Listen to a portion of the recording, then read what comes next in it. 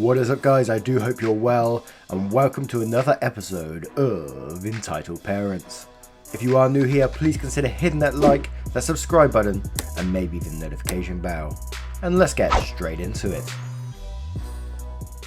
I'm an adult, and you're going to jail. When I was 13, I got a video camera for my birthday and started making home videos. One day, my two younger brothers and I were walking to their school playground to make a fun video, and I had my tiny camcorder in a small leather satchel type bag. We lived in a small neighbourhood with no through traffic, so we were walking in the middle of the road. Two girls about my age saw us and quickly ran inside. I didn't think anything of it, until entitled mum, EM, comes running out. "You, get over here right now!" Okay. EM runs to me and grabs me by my shirt while I'm walking towards her, yanking at my camera bag like her life depended on it. At this point, I have no idea what she thinks I did. My brothers were maybe 9 and walked over with me. I was very non-confrontational as a kid, and maybe a little scared of authority, so I let her rip it off my neck. She then holds it away from her with 2 fingers like it's disgusting or something. "Where do you live?" Right down the street." "Stay right here or else." She runs inside with my bag and comes out a few minutes later on the phone. I calmed down and realised that I shouldn't have let her take my bag, so I told her to go and get it and give it back because we were leaving. EM flabbergasted. "I'm an adult and you're going to jail for having a gun." "It's just a camera." She didn't listen. Cop showed up and looked in the bag, gave it back, told me to go home. EM was unwilling to let it go and started screaming about how I scared her daughter and her friend and that it was a crime. Obviously they disagreed. I hope the cops made that bitch feel like the idiot she was. Fucking entitled parents, man. Just everything they say. "It's a gun! You're gonna kill my kids!" Just because my kid shot you doesn't mean you can blame him. Yes, I have too many of these stories from work. EK, entitled kid. ED, entitled dad. PC, poor co-worker. Backstory, where I work, we take 8 kids at a time to shoot arrows at a target. Real sharp arrows. And this EK pushed in the line and put himself in the group. We didn't know this at the time. We had 8 kids shooting arrows and all was going well. A normal shift with no variations. Until I go to pick up some arrows. After taking all the unused arrows off the kids so I don't get shot. This is when PC calls me and I can't properly hear him. I assume he's telling me something unimportant and just put a hand signal to say, "1 minute, I'll be right back." And at that moment, I feel something sharp hit my arm and I feel blood coming out of it. Crap. So the full story to this was, ED took the arrows I had put aside, gave them to EK, who proceeds to shoot them at me because I was taking too long. Me and PC tell ED to remove EK from the premises before there was a formal complaint filed against him and EK. Then he proceeds to say, "You were taking too long. People have lives, you know." I've never been more furious in my life. This ED was defending EK after they shot me. I then called my manager down from the climbing tower. He had to get down a 20-foot zip wire first, so he was annoyed. And I showed him my injury, well, an image of it. I'd properly cleaned and dressed it at this point, and ED says, "It's not my kid's fault," to which my manager said, "No, it's yours, so remove yourself before I have security do it." He didn't budge. Security was called along with the police and EK's mum. The police arrested ED for endangerment of a minor, I think at least. And something else as well. Honestly just want to get it over with at this point. And the mum explained how ED pulls these stunts consistently and has been arrested on similar charges 3 times before. Yes, my arm is fine, still attached with only a single faded scar. Still, one hell of a story. Oh my god, he shot him for taking too long. Did the dad encourage it? Go on, take a shot at him. He's taking the piss. He's taking too long. Have a shot at him. What if he hit him in the head and kills him? Oh my god. It's not actually that funny, but Jesus. So, you just took a sip of a stranger's drink. This is a bit of a throwback, but I figured that it would be a fun entitled kid and entitled parent story for you all. So I was a freshman in college, dating my first college boyfriend. I thought he was cool because he could drink. Spoiler, he was not cool at all. Total loser. Hindsight is 2020. One night, for his birthday, he took me out to a restaurant with some of his friends, none of whom I knew. Now, a few days before this, I got on a call from my doctor. For the past month, I'd been exhausted, headachy, coughing, and had a sore throat.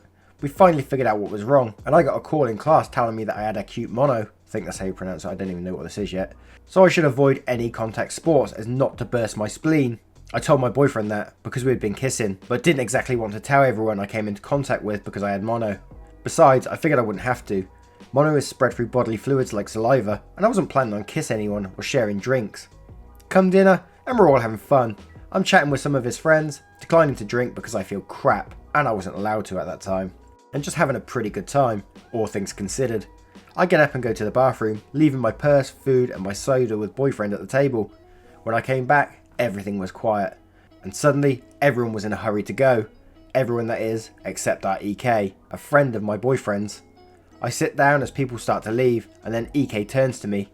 "Why the fuck didn't you tell me you had mono?" I was understandably shocked. Why the hell would I have to tell some guy who I just met tonight for the first time, who had no plans of kissing, that I had mono? My boyfriend was just sitting there looking like a spineless lump, and EK started shouting, "If I get mono now, it's all your fault. You're so nasty." "Why the hell does it matter if I have mono or not?" I asked. Really, it shouldn't, and that's when EK dropped this bomb on me. "When you were in the bathroom, I took some of your soda, and then boyfriend here told me that you have mono, so no, I'm gonna get it." I was shocked.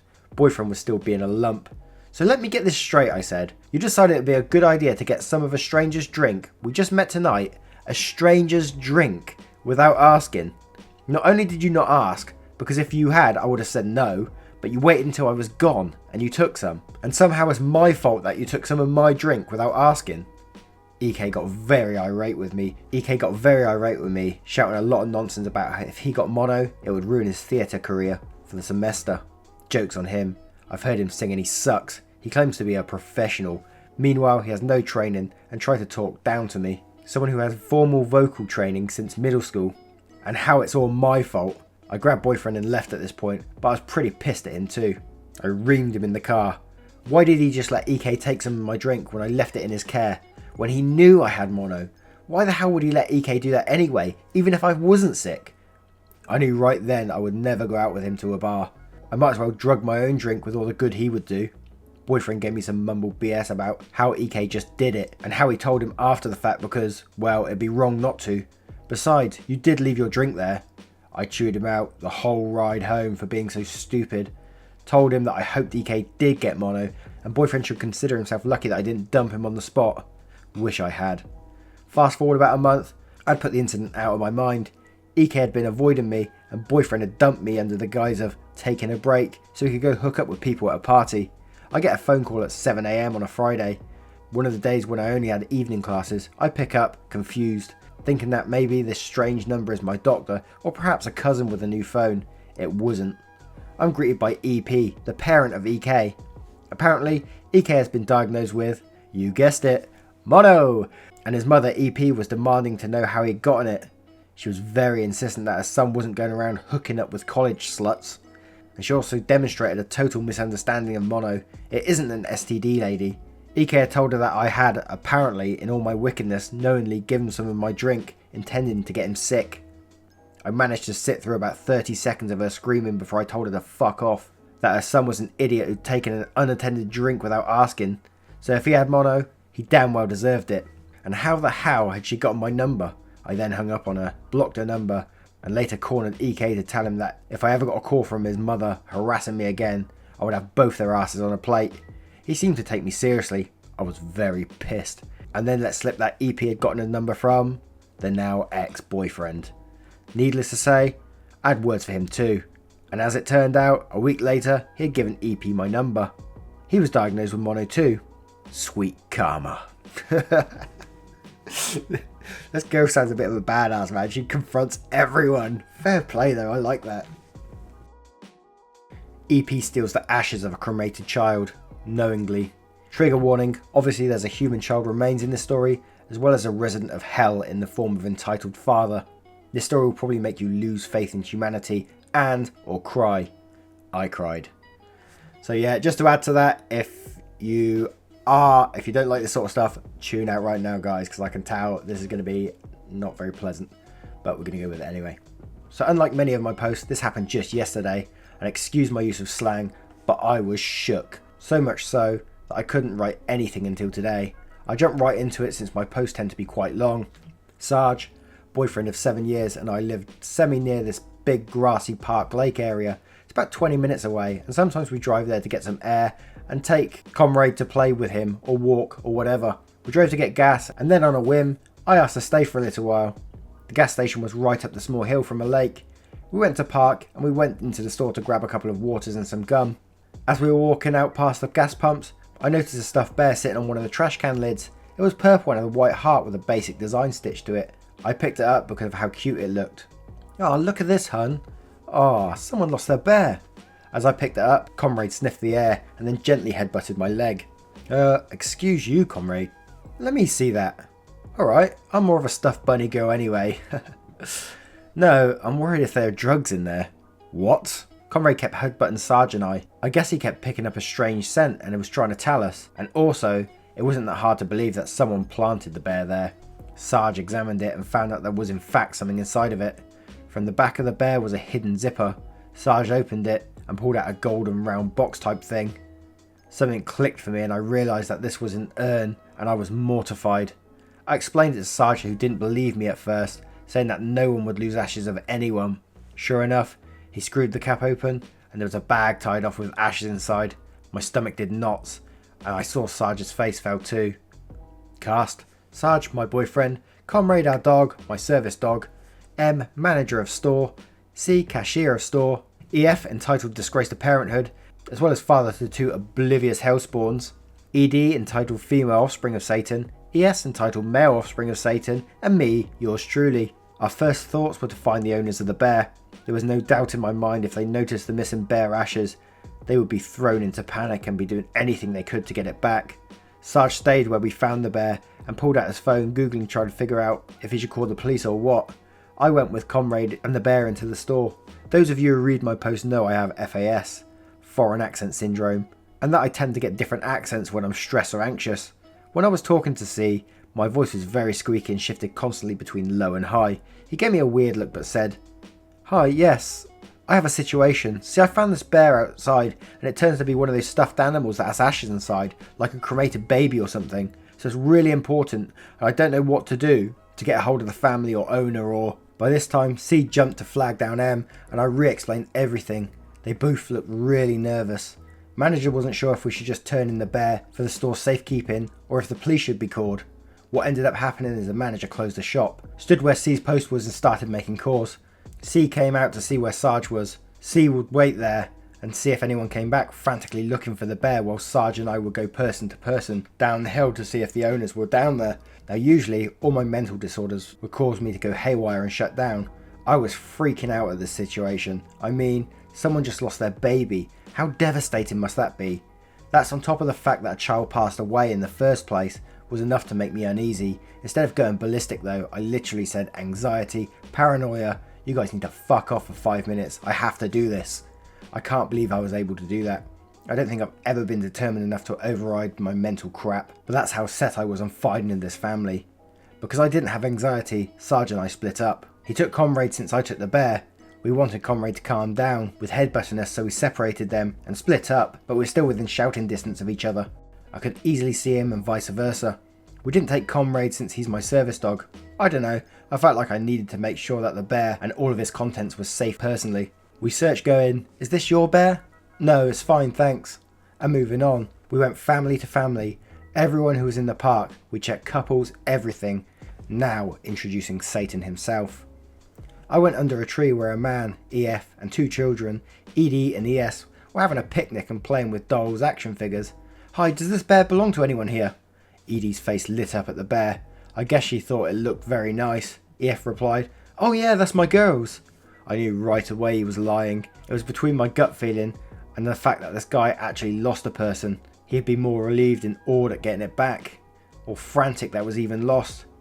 It was obvious that he was just trying to exploit it as a free teddy bear that someone lost because they didn't like it enough. "Sorry to bother you." I turned to leave. "I said that's my daughter's. Give it to her." "Are you aware of the contents of this stuffed bear?" "Contents? The hell are you talking about?" I take a deep breath. A child has died and his or her ashes are in the urn, an urn which is inside this bear. I'm trying to find the owners of this bear because they didn't just lose a toy, they lost their child. I was a little frustrated that he was trying to get it before and wasn't being respectful of the situation, but I realised that there was no way he would have known. People are greedy, they love free stuff. A free toy for my child? Yes please. I gave him that benefit. I was not preparing for his next line. "Who puts ashes inside of a teddy bear?" That's our bear, and there aren't any ashes. Give it here before I report you for theft. All I could do was mutter a sorry and walk on.